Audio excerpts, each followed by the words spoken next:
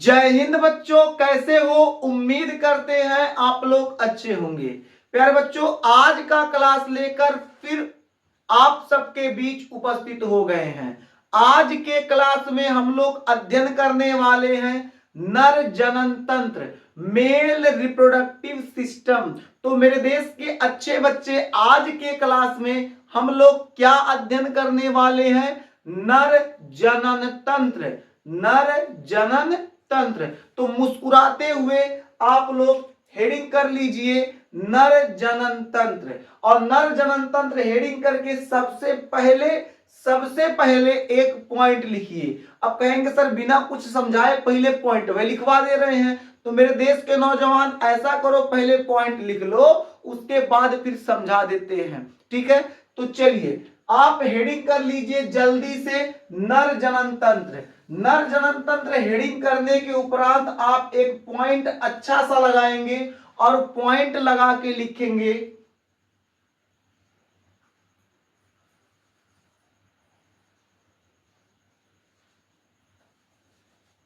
पुरुषों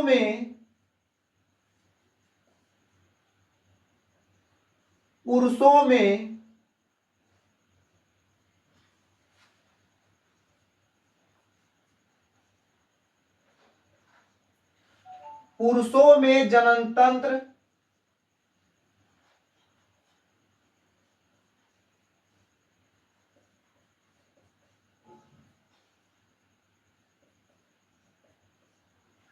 उदर के श्रोणि क्षेत्र में स्थित होता है।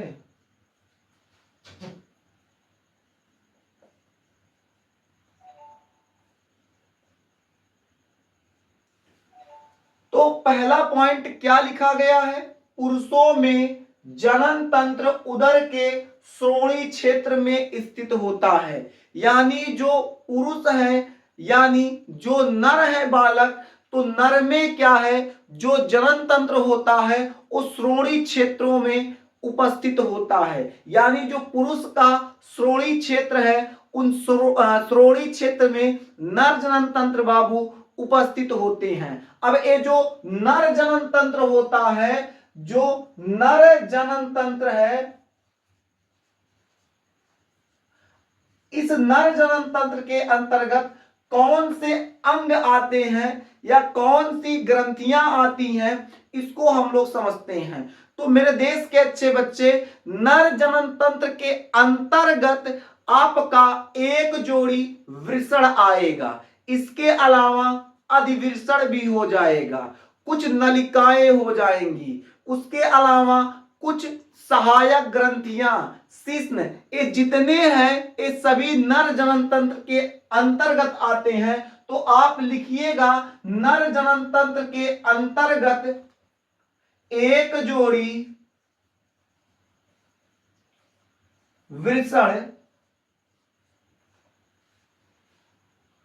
कामा अधिवृषण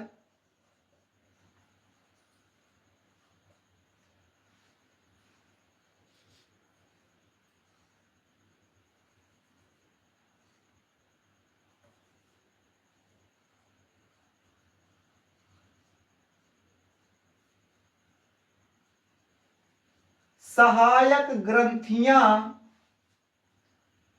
शिश्न आदि आते हैं। यानी जो पुरुष का नर जनन तंत्र होगा, नर जनन तंत्र के अंतर्गत क्या आएगा? एक जोड़ी वृषण। अभी वृषण क्या होता है आगे बात करेंगे, अभी बस इतना समझिए मेरे देश के अच्छे बच्चे, जो वृषण होता है और अधिवृषण होता है, सहायक ग्रंथियां होंगी। अब सहायक ग्रंथियों में शुक्राशय आ जाएगा, प्रोस्टेट आ जाएगा, कॉपर ग्रंथियां आ जाएंगी। ये जो सभी हैं, ये सभी किसके अंतर्गत आती हैं? तो नर जनन तंत्र के अंतर्गत। बात समझ में आ रहा है मेरे देश के अच्छे बच्चे?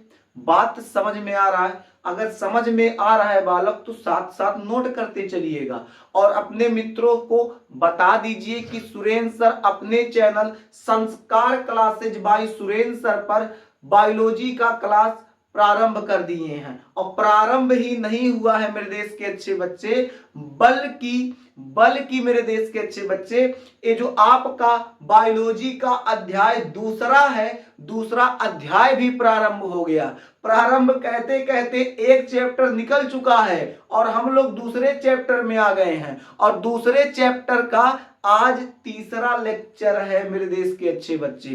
तो इतना बात समझ में आ गया कि पुरुषों में नर जनन तंत्र, पुरुषों में जनन तंत्र उदर के श्रोणि क्षेत्र में स्थित होता है। नर जनन तंत्र के अंतर्गत एक जोड़ी वृषण, अधिवृषण, सहायक ग्रंथियां, शिश्न आदि आते हैं। अब हम लोग क्या करेंगे, ये जो मेल रिप्रोडक्टिव सिस्टम है मेरे देश के अच्छे बच्चे, मेल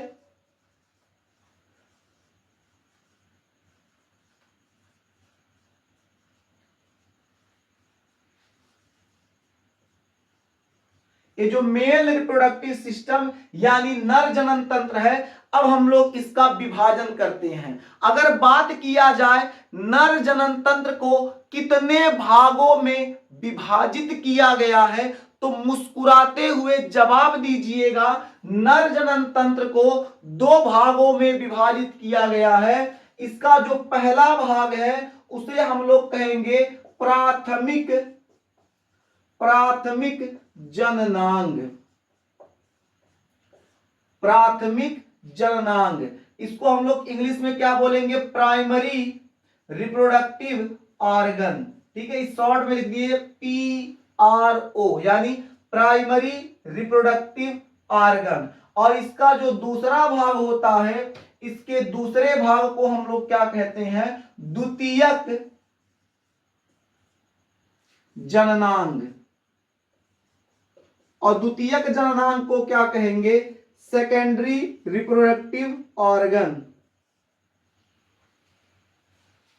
अब जो प्राथमिक जननांग होता है, प्राथमिक जननांग के अंतर्गत क्या आता है, तो प्राथमिक जननांग के अंतर्गत केवल और केवल एक जोड़ी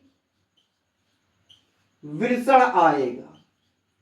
यानी अगर हम आपसे पूछें कि आप ये बताओ प्राथमिक जननांग के अंतर्गत कौन सा अंग आता है, या फिर कह दे प्राथमिक जननांग के अंतर्गत नर जनन तंत्र का कौन सा भाग आता है, तो आप मुस्कुराते हुए जवाब देंगे प्राथमिक जननांग के अंतर्गत हमारे सर जी एक जोड़ी वृषण आता है। हम कहेंगे वाह मेरे शेर, बहुत बढ़िया, तुम्हारी तो तैयारी हो रही है, बहुत बढ़िया से तैयार कर रहे हो। तो आप याद रखिएगा, जो मेल रिप्रोडक्टिव सिस्टम है उसे दो भागों में बांटा गया है। इसका जो पहला भाग है प्राथमिक जननांग, इसका जो दूसरा भाग है द्वितीयक जननांग। प्राथमिक जननांग क्या होता है, इससे पहले वाले लेक्चर में बता दिए हैं। द्वितीयक जननांग क्या होता है, इसमें किस चीज का निर्माण होता है, इससे पहले वाले लेक्चर में बता दिए। आज इनका विभाजन करेंगे। तो प्राथमिक जननांग जो होगा उसके अंतर्गत एक जोड़ी वृषण आएगा। अब आप कहेंगे जब सर बता दिए प्राथमिक जननांग के अंतर्गत एक जोड़ी वृषण आएगा, तो सर जी ये भी बता दीजिए कि द्वितीयक जननांग के अंतर्गत क्या आएगा। तो नोट कर लो इसे भी। तो द्वितीयक जननांग को बाबू तीन भागों में बांटा गया है। जो सबसे पहला भाग होगा इसे हम लोग कहेंगे सहायक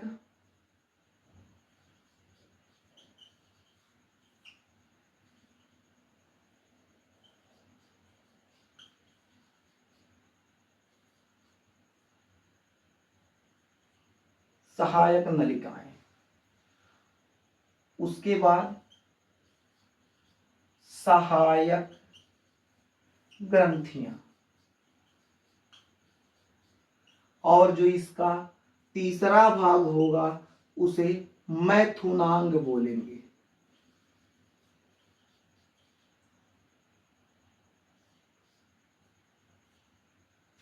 यानी द्वितीयक जननांग को तीन भागों में बांटा गया है। पहला हो जाएगा सहायक नलिकाएं, दूसरा हो जाएगा सहायक ग्रंथियां, तीसरा हो जाएगा मैथुनांग। अब ये जो सहायक नलिका है इसके अंतर्गत एक से अधिक नलिकाएं आएंगी। किसके अंतर्गत आपको बताया जाएगा, जो स्पर्म होता है यानी जो शुक्राणु होता है, शुक्राणु का निर्माण कहां होता है, वहां से लेकर शुक्राणु पेनिस के रास्ते से मूत्र जनन मार्ग से बाहर कहां तक आएगा, वहां निर्माण से बाहर आने के बीच जितनी नलिकाएं पड़ेंगी, जो जो प्रोसेस से होते हुए आएगा, पूरे प्रोसेस को, पूरी नलिकाओं को इसके अंतर्गत रखा गया है, सहायक नलिकाओं के अंतर्गत। ठीक है, यानी जो सहायक नलिकाएं होती हैं इनके अंतर्गत बाबू 6 नलिकाएं आती हैं। पहला क्या हो जाएगा, तो पहला हो जाएगा मेरे देश के अच्छे बच्चे, पहला जो नलिका हो जाएगा उसे हम लोग कहेंगे वृषण जालिका।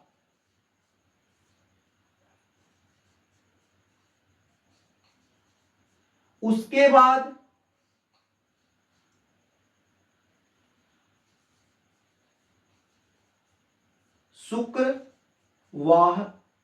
शुक्रवाहिकाएं,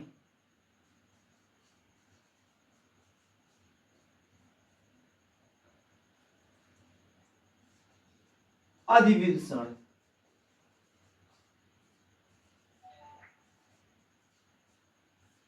अब यहां लिख देते हैं, इधर लिख दे,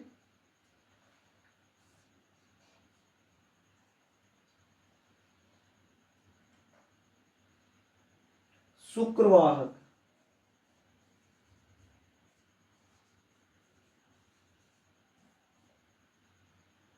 इसके आगे क्या आ जाएगा, स्खलन नलिका।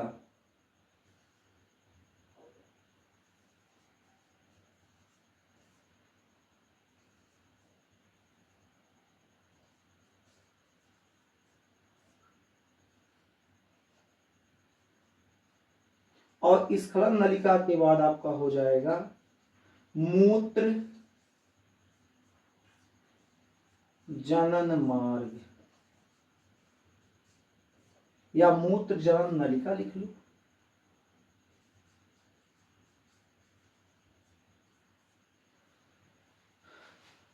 तो जो सहायक नलिकाएं हैं वो कितनी होती हैं, 6 होती हैं।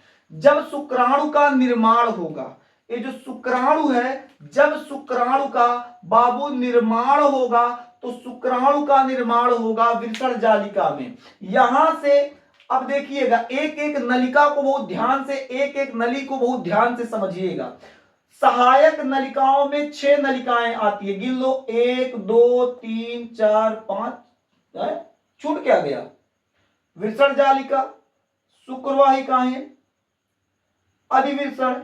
अच्छा, गिनने में गड़बड़ी हो गई, यहां देखिए 1 2 3 4 5 6, एकदम सही, दोनों चिपक गया था, हमको लगा कि लगता है कौन चीज छूट गया, छूटा नहीं है मेरे देश के अच्छे बच्चे। तो सबसे पहले आ जाएगा वृषण जालिका, उसके बाद शुक्रवाहिकाएं, उसके बाद अधिविलषण, उसके बाद शुक्रवाहक, फिर क्या हो जाएगा स्खलन नलिका, उसके बाद मूत्र जनन नलिका। यानी जब शुक्राणु का निर्माण होगा तो वृषण जालिका, उसके बाद शुक्राणु आगे जब बढ़ेगा तो शुक्रवाहिकाओं में आएगा, शुक्रवाहिका में आने के बाद वहां से फिर दौड़ते हुए, भागते हुए, कूदते फांदते अधिविलषण में, अधिविलषण में क्या होगा, इसका परिपक्वन होगा। एक एक भागों को पढ़ाऊंगा, घबराइएगा नहीं, अभी बस इसका विभाजन कर रहे हैं तो विभाजन के तौर पर देख लेते हैं।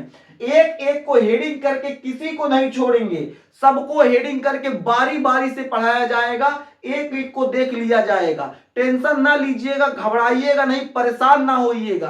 तो अभी हम लोग क्या देख रहे हैं, जो सहायक नलिका होती है उसे 6 भागों में बांटा गया है। वृषण जालिका, वृषण जालिका के बाद जो शुक्राणु होगा शुक्रवाहिकाओं में आएगा, यहां से कहां आएगा, अधिविलषण में, अधिविलषण से जब दौड़ते हुए आगे बढ़ेगा तो पहुंच जाएगा शुक्रवाहक में, शुक्रवाहक में आने के बाद फिर स्खलन नलिका, और स्खलन नलिका के बाद मेरे देश के अच्छे बच्चे पहुंच जाएगा मूत्र जनन नलिका में, और यहां सरपट्टे बहरे। समझ में आ गया। तो कहने का मतलब क्या था, जो द्वितीयक जननांग है, जब इन्हें हम लोग 3 भागों में बांटे तो सबसे पहले आया सहायक नलिकाएं, और ये सहायक नलिका के अंतर्गत पूरी आ गई। अब हम लोग देखते हैं सहायक ग्रंथियां। देखिए जो सहायक ग्रंथियां होती हैं, पुरुषों में मुख्य रूप से 3 सहायक ग्रंथियां पाई जाती हैं। जो सबसे पहली सहायक ग्रंथि हो जाएगी, सबसे पहली सहायक ग्रंथि होगी, सबसे पहली सहायक ग्रंथि को हम लोग क्या कहेंगे, तो आप लोग साथ में नोट कर लीजिएगा। पहली सहायक ग्रंथि को शुक्राशय कहा जाएगा।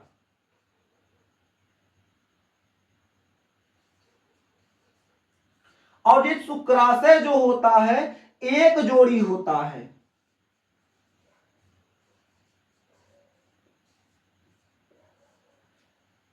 दूसरी सहायक जो ग्रंथि हो जाएगी वो आपकी हो जाएगी प्रोस्टेट। प्रोस्टेट जो होता है ये जोड़ी में नहीं बल्कि केवल और केवल एक होता है। तीसरी जो ग्रंथि हो जाएगी काउपर।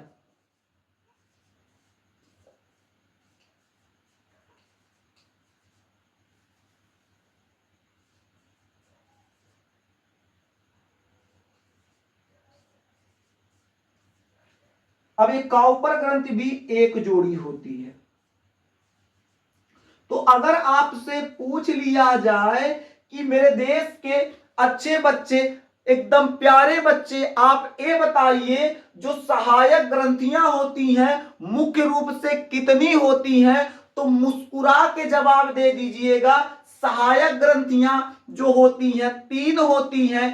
पहली सहायक ग्रंथि को हम लोग कह देंगे शुक्राशय। शुक्राशय जो होती है एक जोड़ी होती है। दूसरी जो सहायक ग्रंथि हो जाएगी प्रोस्टेट। प्रोस्टेट किसी जोड़े में नहीं होता बल्कि केवल केवल एक होता है। और उसके बाद जो तीसरी सहायक ग्रंथि हो जाएगी काउपर ग्रंथि, ये भी एक जोड़ी होती है। अब अगर हम लोग बात करें मैथुनांग की, तो ये मैथुनांग क्या होता है, मैथुनांग के अंतर्गत केवल और केवल पेनिस आता है। पेनिस, पेनिस को हम लोग क्या कहते हैं, शिश्न। क्या कहेंगे, शिश्न कहेंगे। यानी मैथुनांग के अंतर्गत शिश्न आता है। शिश्न एक उत्थानशील बेलनाकार संरचना होता है जो मादा के योनि में प्रवेश कर सेक्सुअल रिलेशन बनाने में सहायता करता है। मेरे देश के अच्छे बच्चे, एक एक अंग को, एक एक जननांग को छोड़ा नहीं जाएगा, सबको बारी बारी से देखा जाएगा। आइए एक बार पुनः आपको बता दें, मेल रिप्रोडक्टिव जो सिस्टम होता है इन्हें 2 भागों में बांटा गया है, प्राथमिक जननांग और द्वितीयक जननांग। प्राथमिक जननांग को प्राइमरी रिप्रोडक्टिव ऑर्गन कहते हैं, द्वितीयक जननांग को सेकेंडरी रिप्रोडक्टिव ऑर्गन कहते हैं। प्राथमिक जननांग के अंतर्गत एक जोड़ी वृषण आएगा। द्वितीयक जननांग के अंतर्गत इसको 3 भागों में द्वितीयक जननांग को बांटा गया है। पहला हो जाएगा सहायक नलिकाएं, दूसरा हो जाएगा सहायक ग्रंथियां, तीसरा हो जाएगा मैथुनांग। सहायक नलिकाओं के अंतर्गत 6 आएंगी, वृषण जालिका, शुक्रवाहिकाएं, अधिवृषण, शुक्रवाहक, स्खलन नलिका, मूत्र जनन नलिका। उसके बाद अगर हम लोग आगे बढ़े तो सहायक ग्रंथियां 3 सहायक ग्रंथियां होती हैं। सबसे पहले शुक्राशय, प्रोस्टेट, काउपर, और मैथुनांग में आपका शिश्न आ जाएगा। ठीक है, यहां तक आपको समझ में आ गया? समझ में आ गया हो तो नोट कर लीजिए और अपने मित्रों के पास क्लास को शेयर जरूर कर दीजिएगा। फिर मिलेंगे आपसे अगले क्लास में, तब तक के लिए जय हिंद।